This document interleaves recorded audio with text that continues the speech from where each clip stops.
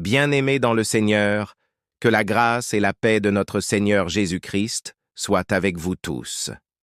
Aujourd'hui, nous continuons notre série sur l'eschatologie et nous allons nous arrêter sur une vérité fondamentale. Jésus-Christ lui-même est le plus grand enseignant de l'eschatologie. Quand nous parlons des choses de la fin, nous ne partons pas d'opinions humaines ni de spéculations, mais nous nous appuyons d'abord et avant tout sur l'enseignement de Jésus. C'est lui qui a donné les explications les plus claires, les avertissements les plus précis et les exhortations les plus urgentes concernant les derniers temps. Lorsque nous lisons les évangiles, nous découvrons que Jésus n'a jamais voulu laisser ses disciples dans l'ignorance au sujet de la fin.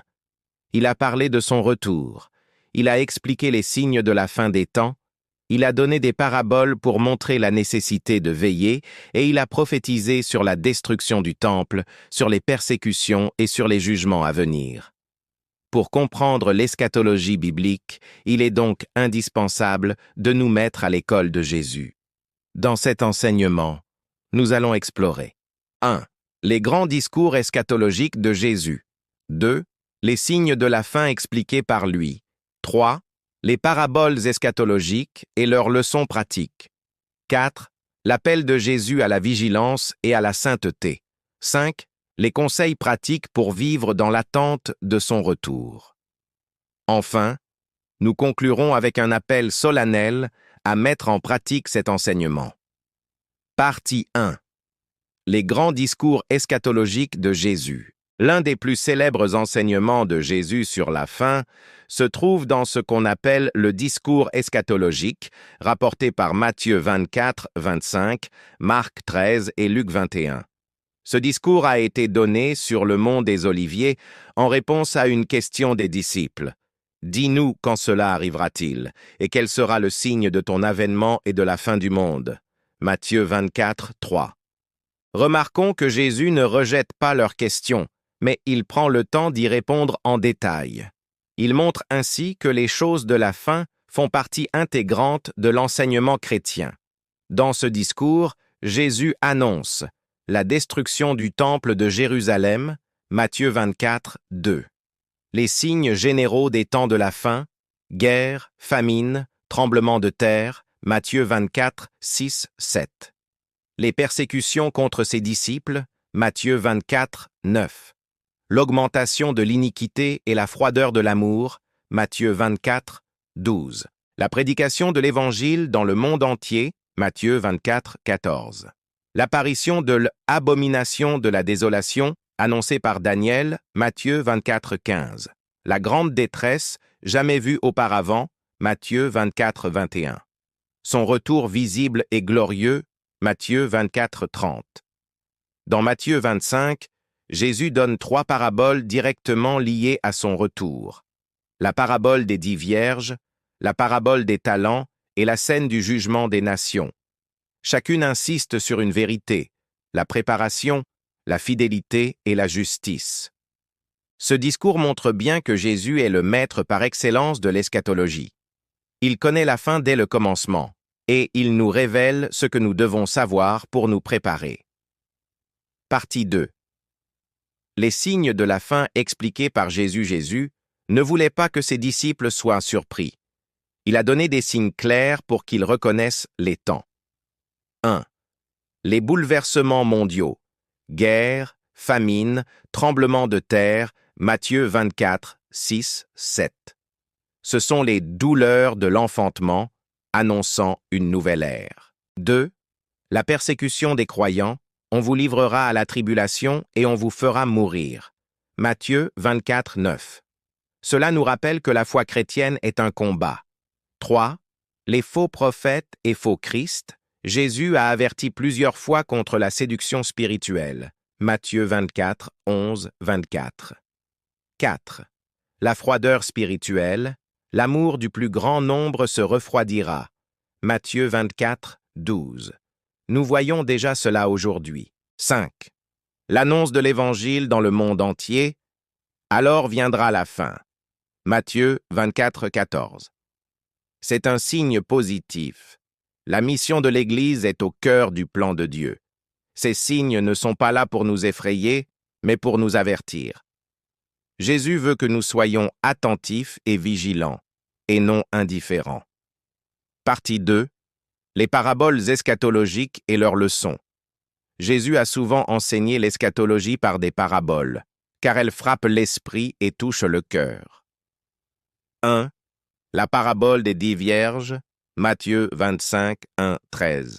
Les vierges sages avaient de l'huile dans leurs lampes, les vierges folles n'en avaient pas. Le message: être prêt à tout moment, veiller, avoir une relation vivante avec le Saint-Esprit. 2. La parabole des talents, Matthieu 25, 14 et 30. Un maître confie des talents à ses serviteurs et revient pour demander des comptes. Le message: être fidèle dans le service et utiliser les dons que Dieu nous a confiés. 3. La parabole des serviteurs fidèles et infidèles, Matthieu 24, 45, 51. Le serviteur fidèle est trouvé en train de faire son travail quand le maître revient. Le message: la fidélité quotidienne est la meilleure préparation au retour de Christ. Par ces paraboles, Jésus nous enseigne que l'eschatologie ne doit pas être une curiosité intellectuelle, mais un appel à vivre dans la vigilance et la fidélité. Partie 4. L'appel de Jésus à la vigilance et à la sainteté. Dans ses enseignements eschatologiques, Jésus répète sans cesse « Veillez ». Matthieu 24, 42. Veillez donc, puisque vous ne savez pas quel jour votre Seigneur viendra. Matthieu 25, 13. Veillez donc, puisque vous ne savez ni le jour ni l'heure. Luc 21, 36. Veillez donc et priez en tout temps, afin que vous ayez la force d'échapper à toutes ces choses qui arriveront et de paraître debout devant le Fils de l'homme. La vigilance chrétienne, c'est 1. Être spirituellement éveillé. Ne pas se laisser endormir par le péché ou les distractions du monde. 2. Être dans la prière, car la prière nous garde en communion avec Dieu. 3. Être dans la sanctification, car sans la sanctification, personne ne verra le Seigneur. Hébreux 12, 14.